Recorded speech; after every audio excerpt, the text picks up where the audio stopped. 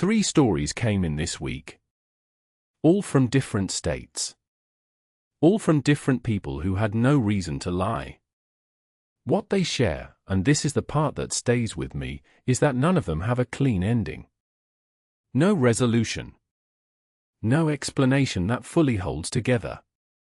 Just something that happened, and the silence that followed. Stay with me. The surveyor on Route 9. I work land surveys for a civil engineering firm out of Baton Rouge, Louisiana. September. Still hot enough to sweat through your shirt by 7 in the morning. I was alone on a stretch of Route 9 near Florian, pine country, mostly state forest, maybe 12 miles from the nearest gas station. The job was simple. Flag a parcel boundary for a timber company. 2 days of solo work, which I'd done dozens of times. I had my equipment, a cooler, and a company truck parked on the gravel shoulder. The first day was uneventful. I finished early, ate a sandwich in the truck, drove back to the motel in Many. Slept fine. The second day, I was maybe 300 yards into the tree line when I found the camp. Not a tent. Not a top setup. Something more deliberate. A fire ring, cold but recent, the ash still dark with moisture. A folding chair. A milk crate with canned goods stacked neatly inside. And a mirror. A full-length mirror, the kind you'd hang on the back of a bedroom door, leaned against a pine tree. Facing outward. Facing the direction I had come from. I told myself it was a deer hunter. An eccentric one, but nothing criminal. I photographed it for the report, flagged my boundary markers, and got back to the truck. That evening, I reviewed my camera photos. I have a habit of checking the day's images before I drive back. In the mirror's reflection, and I want to be precise here, because I've looked at this image more times than I can count, there is a figure standing roughly 30 feet behind me. In the trees. Not moving. Just standing. I did not see anyone that day.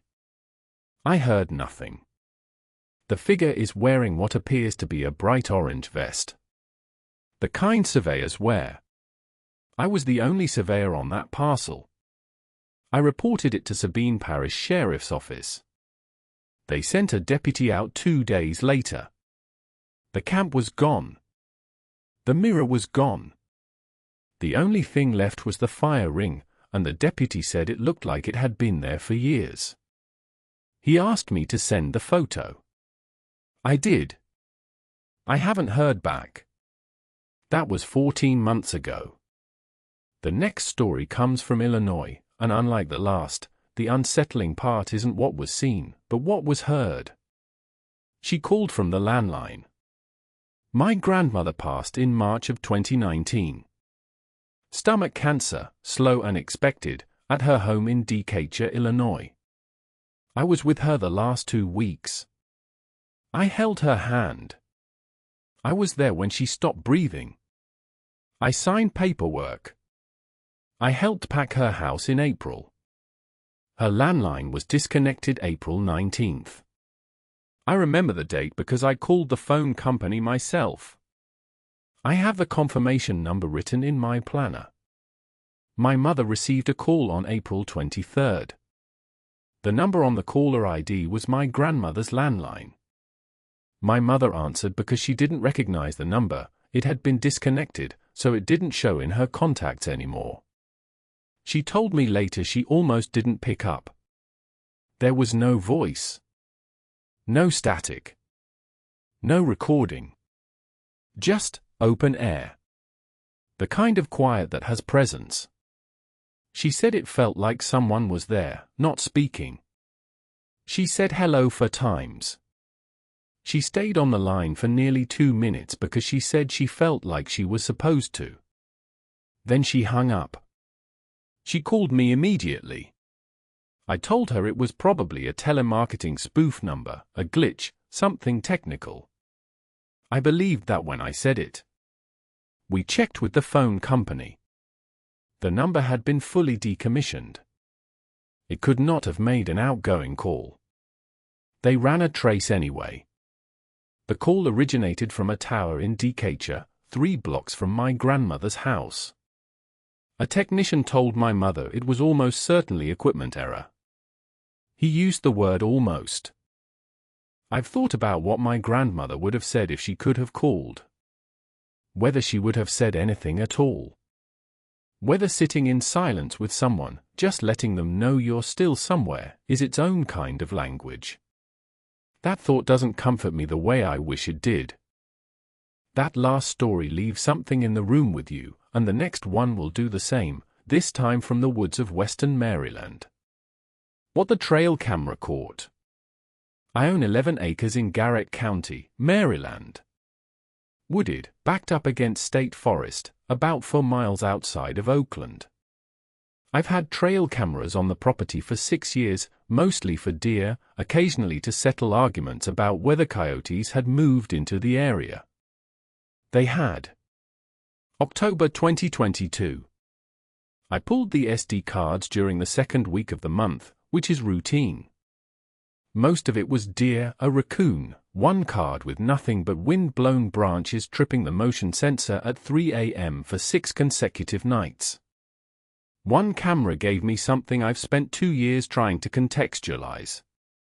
The camera is positioned on the eastern fence line, facing a gap in the tree line that deer use as a corridor. It's half a mile from the house. I don't go out there often.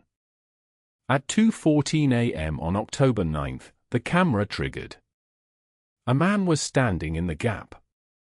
He was facing the camera directly. Arms at his sides. He was wearing dark pants and a light-colored long-sleeve shirt, and he was standing with a stillness that felt, I don't have a better word for this, deliberate. Like he knew where the camera was. Like he was posing for it.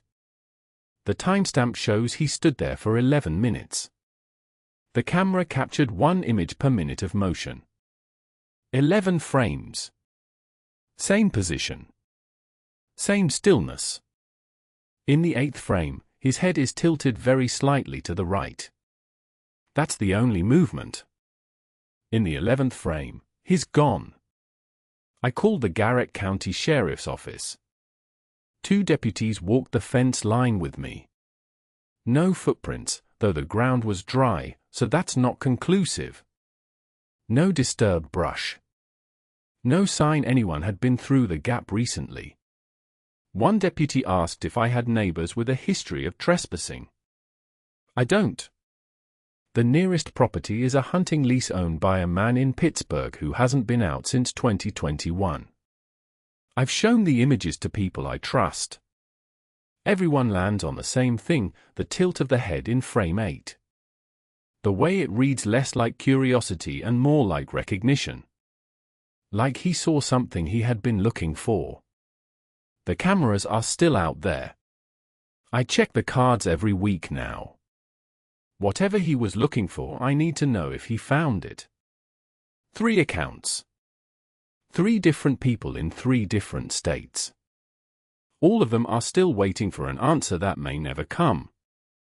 If something has happened to you that you can't explain, something that didn't make the news, that the police filed away, that you've stopped telling people because of how they look at you when you do, leave it in the comments.